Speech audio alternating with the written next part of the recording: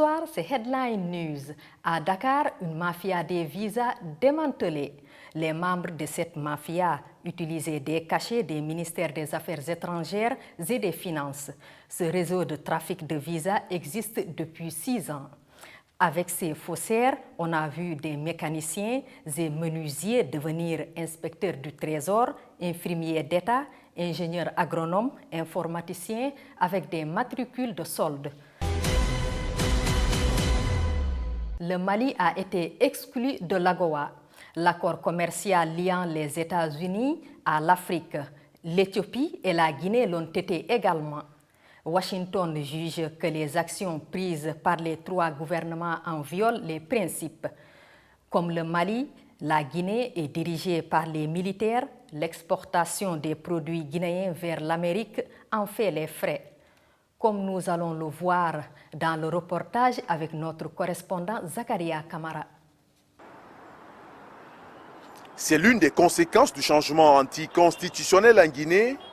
Les produits guinéens ne peuvent plus bénéficier de réduction de taxes à l'importation aux États-Unis. Contrairement à l'AGOA, il y a un taux de franchise qui va être un peu plus élevé qu'AGOA, parce qu'AGOA, le taux de franchise est 0. Le système généralisé, c'est à partir de 5%. Surtout le textile guinéen qui va être impacté. Et c'est un produit qui est très, très prisé sur le marché américain. Ça va être un taux de franchise d'au moins 35%. Donc vous comprendrez bien que ça a un impact. Parmi les secteurs qui seront impactés, il y a le textile local. Cette teinturière perdrait plus de $1 600 sur chaque 6 mois. L'AGOA a été une très grande opportunité pour beaucoup de pays, dont la Guinée. Dire qu'aujourd'hui que nous sommes exclus, ça nous réduit beaucoup nos ventes, nos opportunités. Mais comme c'est la situation politique, on n'y peut rien. On ne peut pas avoir des omelettes sans avoir sans casser les œufs. On s'y plie, mais bon, c'est à contre-cœur, puisque ça va impacter négativement nos affaires. La Guinée exporte d'autres produits ailleurs. Pour cet économiste, la sortie de la Guinée de l'AGOA aura un faible impact économique. Nos exportations sont essentiellement les produits miniers. Quand tu prends les produits agricoles et artisanaux, c'est moins de 4% des exportations de la Guinée. Et surtout, ces pays-là, ces produits ne sont pas surtout destinés aux États-Unis. Financièrement, l'impact n'est pas aussi grand si on prend en termes financiers, parce que ceux qui étaient éligibles au programme n'étaient pas aussi nombreux que cela. Les gros produits agricoles que nous exportons, comme le caoutchouc, le café et autres, ont d'autres clients. La Guinée, grand pays exportateur de minerais, vend sa bauxite et son alumine aux pays asiatiques, dont la Chine. Zakaria Kamara pour VOA Afrique, Conakry. Merci Zakaria Kamara.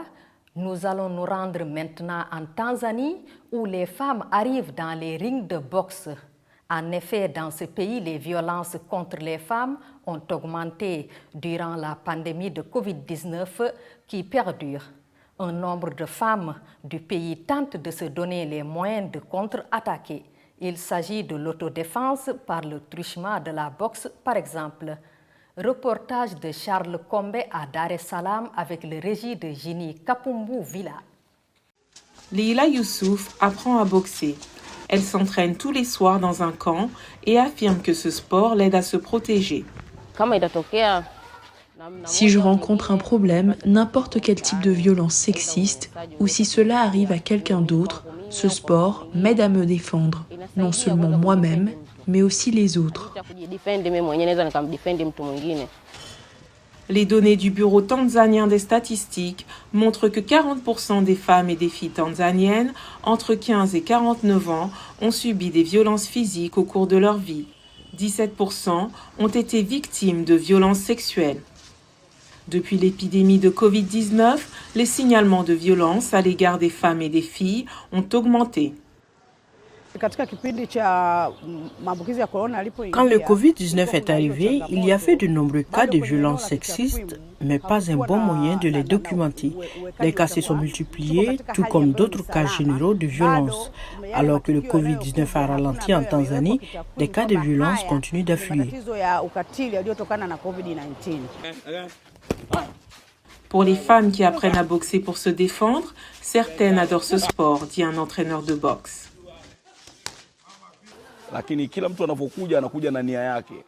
Il y a celles qui viennent pour n'apprendre que l'autodéfense afin de pouvoir se défendre face à des défis dans nos rues. Mais au fur et à mesure qu'elles continuent à pratiquer, elles adorent ça et viennent me voir en me disant qu'elles veulent faire de la boxe leur carrière. Leila est l'une d'entre elles, même si elle n'a pas encore de combat programmé. En attendant, elle continue de s'entraîner tous les jours et encourage d'autres femmes à apprendre à boxer pour se défendre.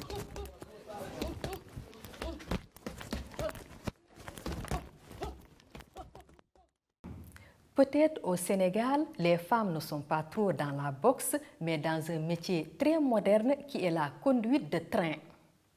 Elles sont au total 13 à avoir été recrutées par la société d'exploitation du TER de Dakar. Notre équipe est partie à la rencontre de l'une de ces femmes conductrices de train. C'est un reportage d'Alison Fernandez et de Mbaye Ndir. Il est 7 h à la gare ferroviaire de Dakar. Marie-Yvonne Gomme démarre sa journée de travail. Oui, c'est la conductrice. La jeune femme de 26 ans, native de Dakar, est conductrice de train. Informaticienne de formation, elle a décidé de changer de voie en découvrant une petite annonce de la CETER, la société d'exploitation du train express régional. Après avoir passé un processus de sélection rigoureux, elle a suivi une formation de 4 mois. C'est une formation très difficile, ça consistait plus de la théorie, de la pratique, de comprendre l'engin moteur, surtout ça, parce qu'il ne s'agit pas juste de conduire, de tractionner, de freiner, non. Il suffisait aussi de comprendre l'outil, de pouvoir le manipuler à l'aise, de pouvoir dépanner. Elles sont 13 femmes parmi les 70 conducteurs de train recrutés par la CETER. Un métier traditionnellement réservé aux hommes. Mais les femmes se sont illustrées par leur bonne performance, notamment pendant la formation, à l'issue de laquelle elles étaient plusieurs à sortir major de promotion. Pour aucun métier, on a mis de quota de femmes. Mais il se trouve que l'on a aujourd'hui un taux de féminisation de 40%. Tous métiers confondus. Alors évidemment, un taux important sur les fonctions support, sur les fonctions d'agents de service voyageurs, on le retrouve en gare. Mais on a, et c'est une surprise, c'est plutôt une bonne surprise pour nous, sur des métiers plus techniques, notamment la conduite ou la maintenance, on a des taux de féminisation plus importants que ce qu'on pouvait imaginer ou ce qu'on retrouve dans d'autres pays, en France notamment. Et visiblement, les passagers sont séduits par cette féminisation. Notamment ces pères venus faire leur premier voyage à bord du TER en famille. Les femmes, elles sont beaucoup plus attentionnées, elles sont beaucoup plus patientes dans la conduite, elles font beaucoup plus attention par rapport aux hommes. Et je pense que c'est une très bonne chose aussi. Le fait de voir que ce train est conduit par une femme est aujourd'hui une avancée majeure pour notre pays. Ça montre aujourd'hui que le Sénégal a positionné la femme là où elle doit être, c'est-à-dire au centre des décisions. Projet phare du plan Sénégal émergent, le TER est officiellement sur les rails depuis lundi 27 décembre. Il compte au total 950 employés et plus de 97% des postes sont occupés par des Sénégalais. Alison Fernandez pour VOA Afrique, Dakar.